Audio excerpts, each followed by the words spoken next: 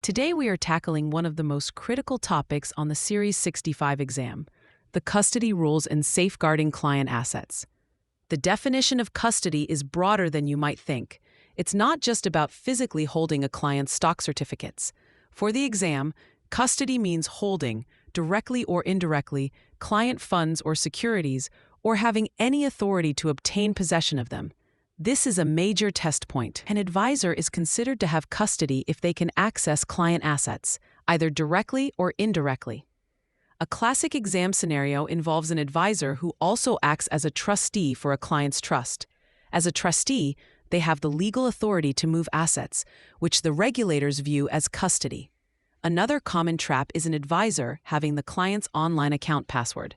Even with no intent to misuse it, the ability to access and move funds triggers the custody rule. When an investment advisor has custody, they must adhere to strict rules designed to protect client assets. The cornerstone of these rules is the qualified custodian requirement. All client funds and securities must be held by a qualified custodian, which is typically a bank, broker-dealer, or other regulated financial institution. This ensures that client assets are segregated and not commingled with the advisor's own assets. The qualified custodian must send account statements directly to the client at least quarterly. This provides an independent verification of the client's holdings, a key element the exam will test.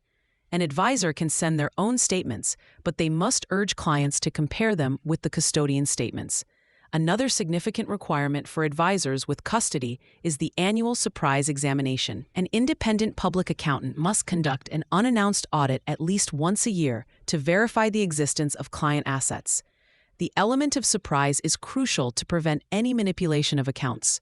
However, there's a major exception that frequently appears on the exam. If an advisor's only reason for having custody is the ability to deduct advisory fees directly from client accounts, they are generally exempt from the surprise examination, provided certain safeguards are met. These safeguards include sending the client an invoice and the qualified custodian delivering statements. Advisors must be transparent about their custody practices.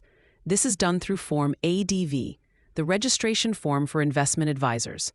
Part 1 of Form ADV requires the advisor to disclose whether they have custody of client assets.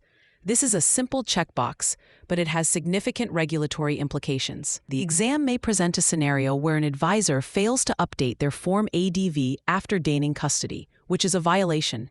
Now, let's talk about a tricky area: inadvertent custody.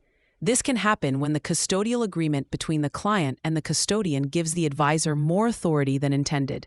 For instance, the agreement might have broad language allowing the advisor to withdraw funds, even if the advisory contract prohibits it. Regulators look at the practical ability to access funds, making the custodial agreement the controlling document. This is a common exam trap, testing whether you understand that the advisor can't simply rely on their own client agreement to avoid having custody.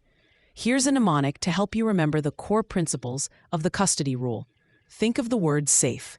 S stands for segregation of assets at a qualified custodian. A is for annual surprise exam. F is for Form ADV disclosure.